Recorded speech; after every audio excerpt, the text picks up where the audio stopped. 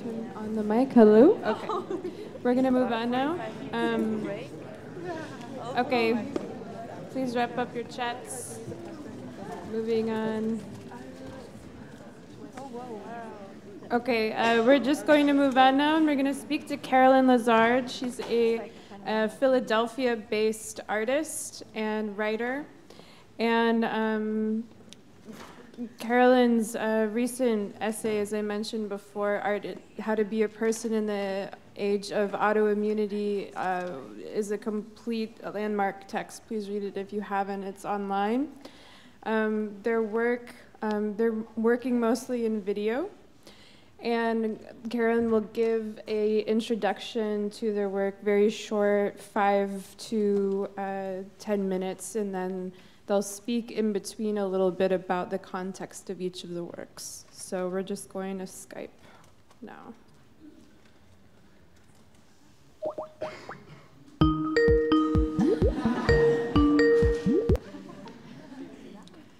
Hello.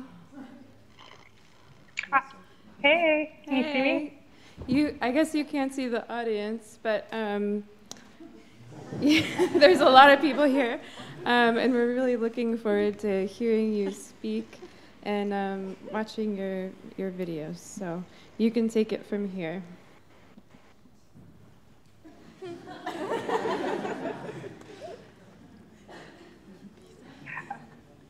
Wait, did I hear you right? Can I? Yeah, can you hear me? You can take it from here. Oh, cool. Thank you, Karen. Thanks.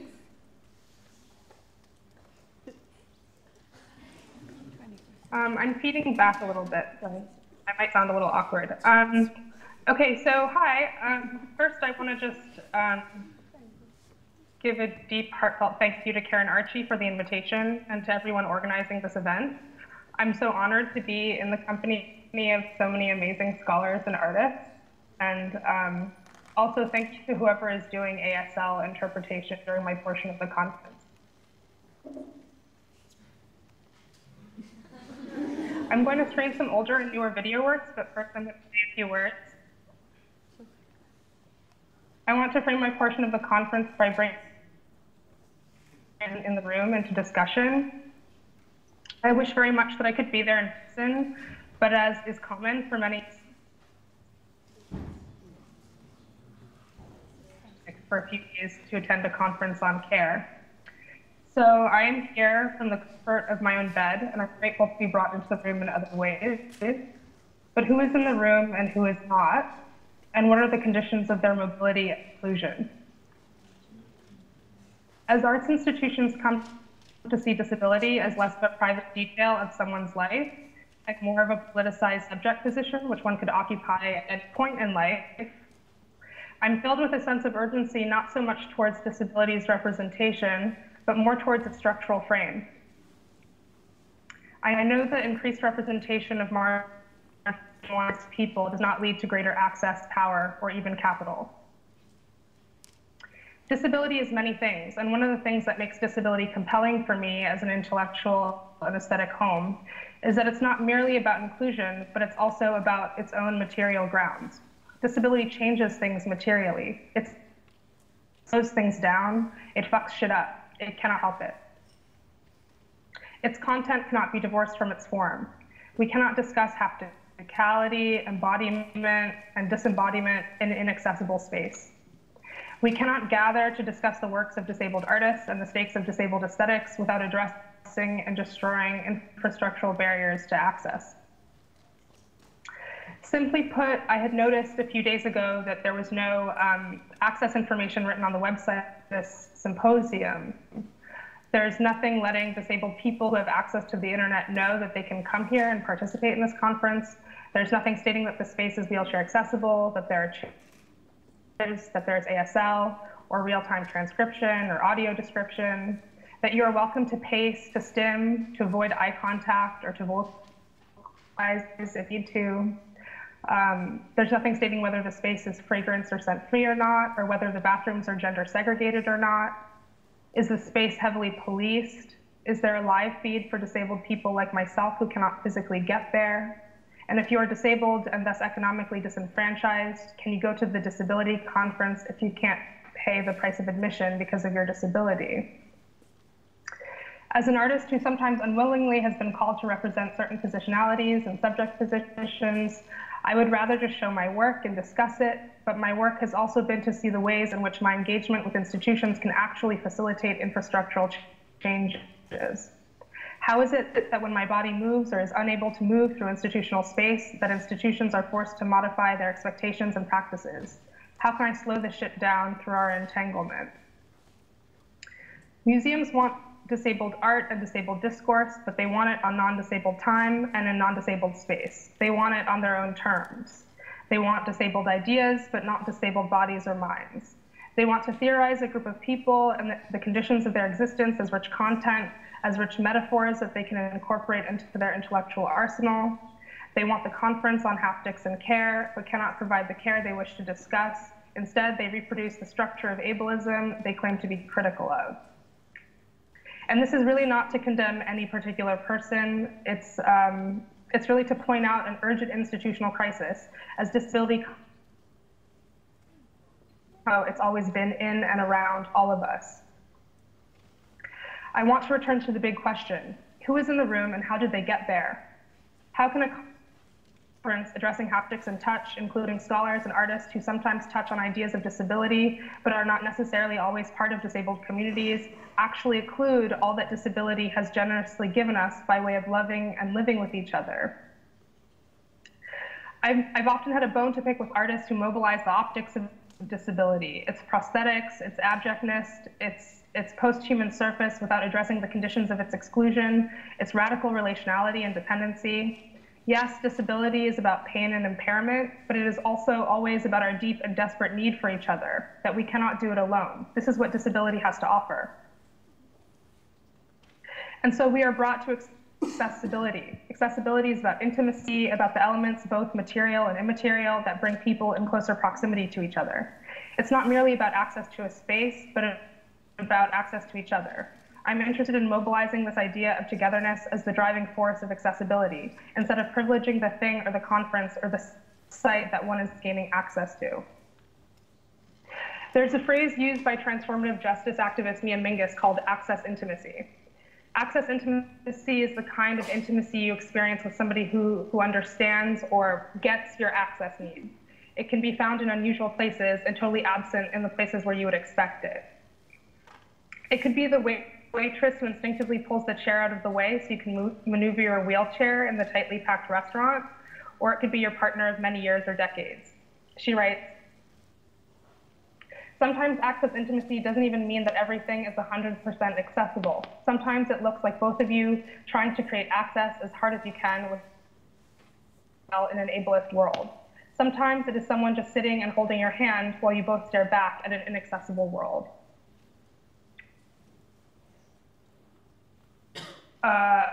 Like a possible point of disorientation, a way to disorient within the world that we did not build, that did not have us in mind, in the hopes of building new ways of being within and out of the structures that already exist. There's a multidimensional quality of facilitating access in an inaccessible world. It is literally creating a space on top of a place. Where are we? What time is it? Is it consistent with the clock we are told we are on? Is it consistent with what normally happens here? How we manage to get everyone in the room, literally and or virtually, is a relational practice. It is political. No one wants to get left behind. But when we are all left behind, maybe we ain't behind anymore. We can just turn around and be ahead. Or maybe we can all turn in multiple directions and obliterate the idea that we are moving in a singular direction at all. So thank you. I think we're going to watch some of these videos, and I'm going to say a couple of words in between each in the hopes of keeping time.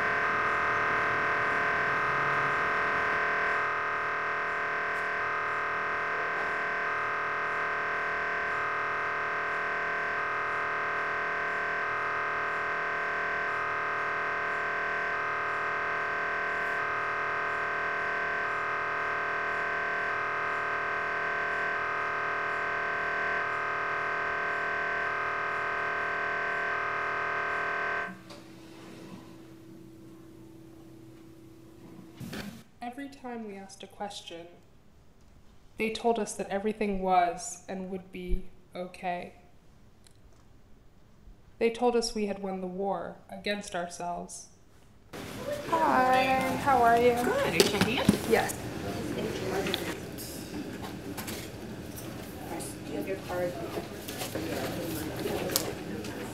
You require Yeah. one at the beginning, yeah. I have Milton Street, Yep, apartment 2. that's me. 2R. Do you need another appointment made? I do, but I can call. That's fine. All right, thanks. Thank you. Right, so Lazard may have those Okay. on the Right. file on the second page, what you're taking. Okay, thank you. Like I said all morning, it's a beach town with a classy attitude, and there's one word that you usually don't go for. I think I know where you're looking for there. Thanks. Okay, thanks. Thank you. I'm active. Did you think that he would do that bad? Oh, yeah, absolutely. Not no face? No. I see it dancing. Yeah. 2-year price guarantee. Plus, with an additional line included. A one court that works as hard as you do. And it would have made it easy. Yeah, it should be. He's 8 or not, maybe he's older than me. But he's getting a little sussy. Should have been a man.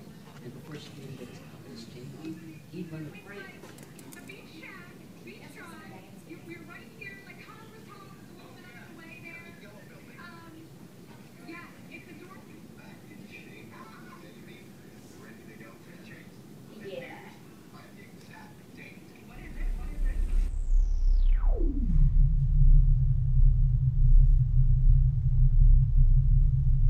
Sometimes they said it was a sign of progress, and sometimes they said it was a sign of our decline.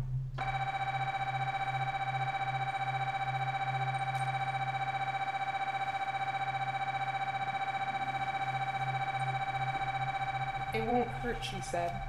Just turn away and look at the painting on the wall. Ready? Deep breath. 1, 2, 3.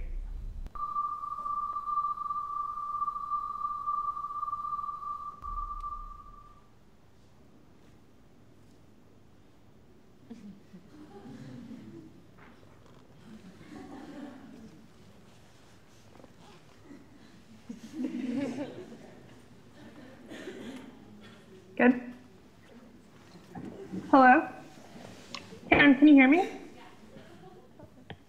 Yeah? Okay. I just can't hear you. Okay, there we go. Yeah, so I guess you all just watched Improved Techniques. I'll say a few words. Sorry, I'm just feeding back and hearing myself a lot.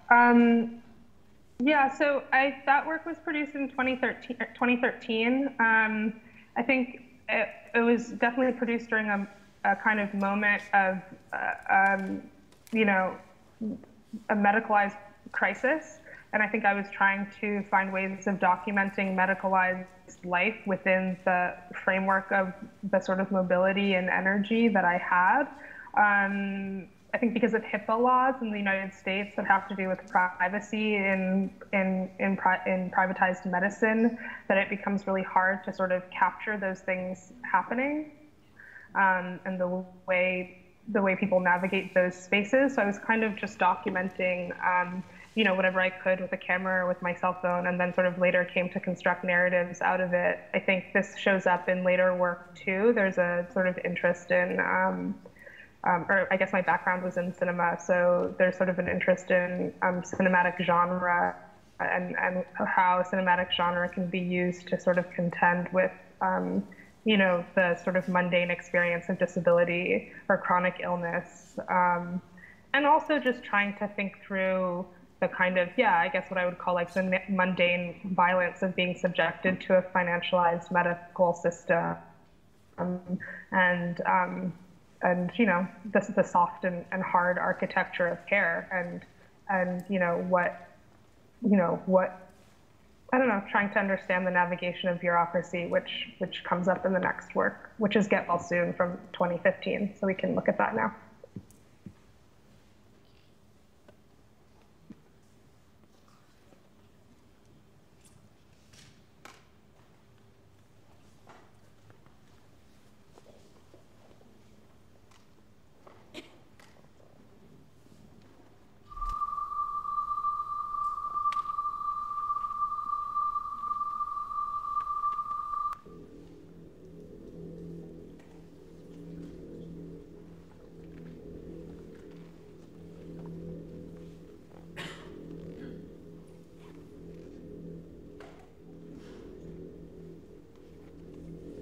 Hello, this is Mount Sinai Doctors Faculty Practice. Bring a detailed list of the medications you are currently taking, their dosages, and how often you take each medication.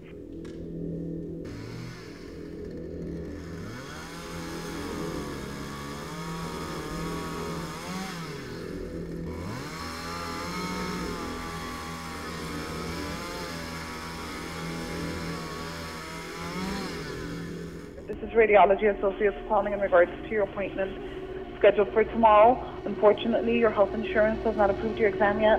The test has been canceled. Please follow up with your referring physician's office.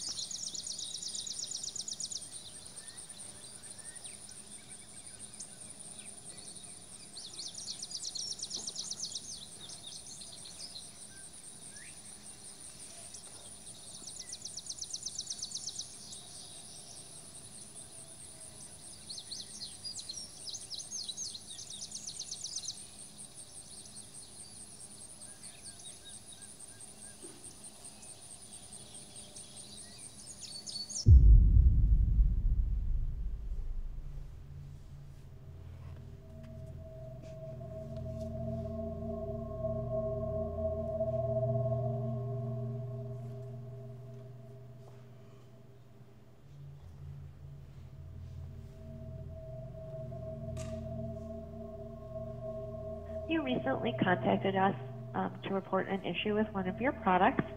I'm just calling to see if you are still going to send that product back to us, and if you are able to call back and give us the lot number off that product. Please give us a call at 800-255-5162.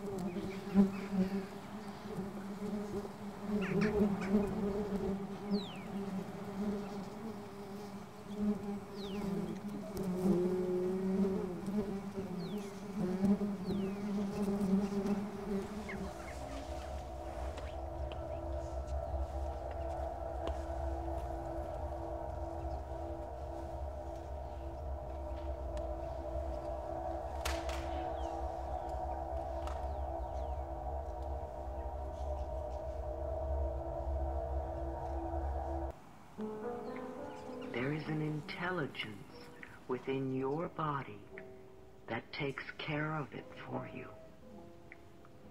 It breathes your body. It beats your heart. It digests your food.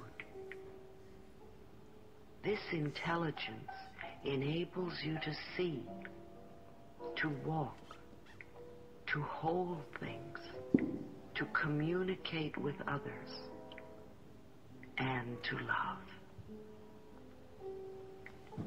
There are so many things in our lives that we take for granted. We so seldom take time out to be thankful and grateful for the many miracles we have in our everyday lives.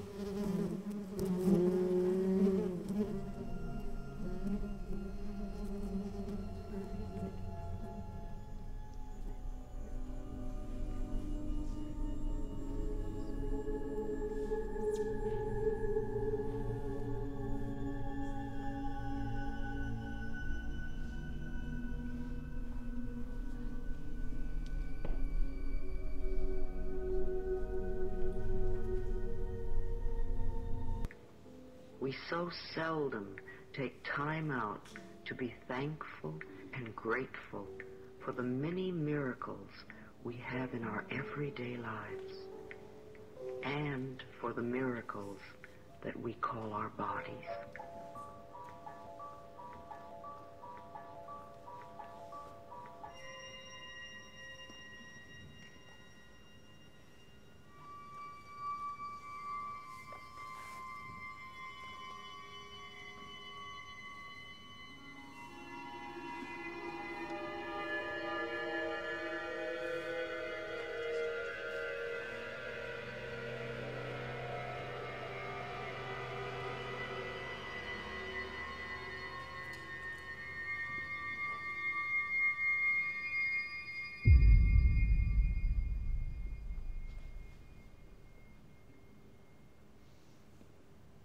You left a detailed message stating that your medication needed a prior authorization.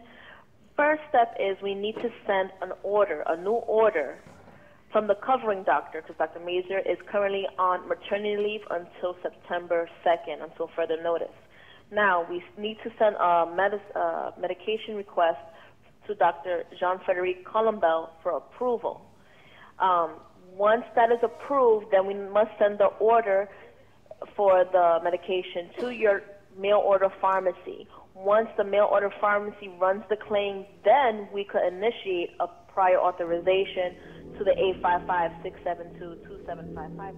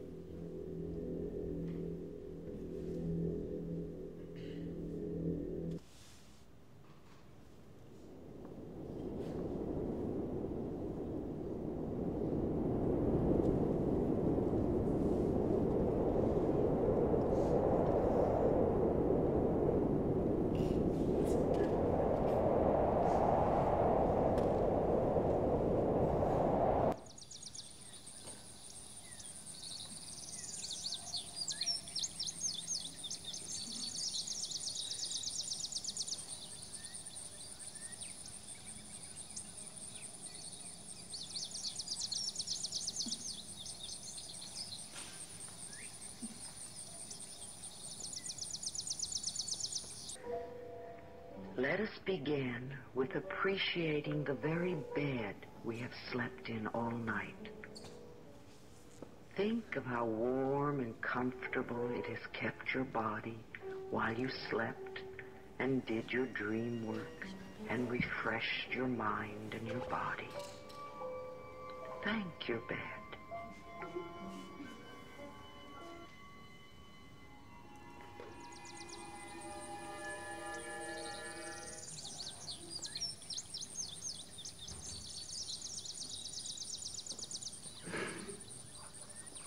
Make extinction as easy on other species as you can. Spend 1 hour a week in nature Allow yourself to wander with your senses fully engaged. Watch, listen, smell, taste, touch the many facets of nature that you encounter.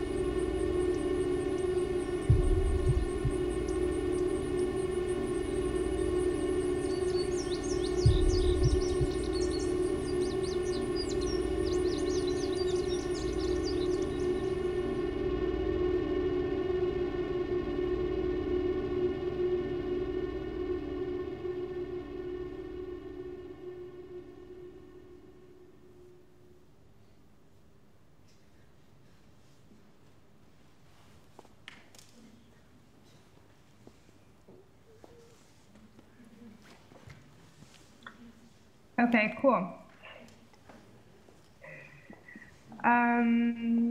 So yeah, let's get well soon. I think I'm going to try to keep it moving so that we keep time. Maybe the following work, share a lot in common, but I'm sort of trying to think through ways of making visible the kind of labor of self-care and self-management.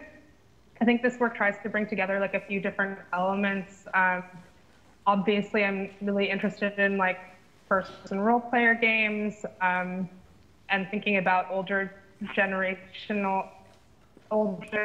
games, like text-based games like Zork or interactive fiction. I think something about the use of text in those